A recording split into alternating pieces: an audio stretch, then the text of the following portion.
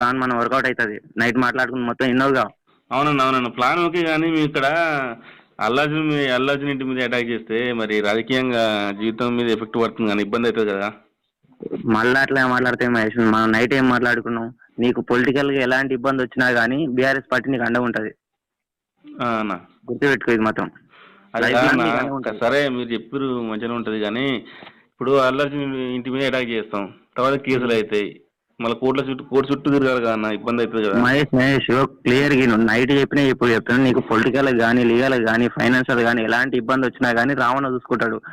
మీరు నలుగురు పోయి అటాక్ చేయరు, వాళ్ళు కూడా వాళ్ళ సైడ్ కూడా నలుగురు వచ్చి మీ మీద అటాక్ చేసినట్టు చేస్తారు. అది కొంచెం హంగామా జరుగుతుంది. ఇది మొత్తం ప్లాన్ ప్రకారం జరుగుతుంది కాబట్టి మీకు ఎలాంటి ఇబ్బంది ఉండదు.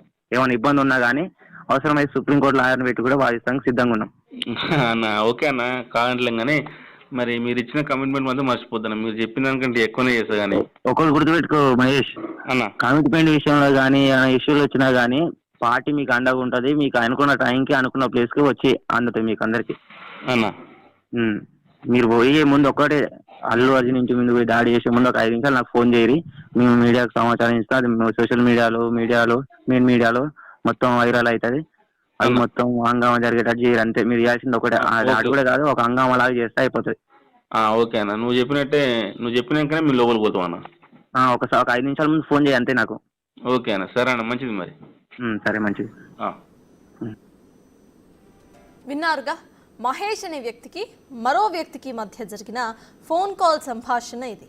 అసలేం జరిగినా కూడా రామన్న అడ్డుకుంటాడని చెప్పటం, అనుకున్న టైంకు అనుకున్న ప్లేస్కు అందాల్సినవి అందుతాయని చెప్పటం పలు అనుమానాలకు దారితీస్తుంది.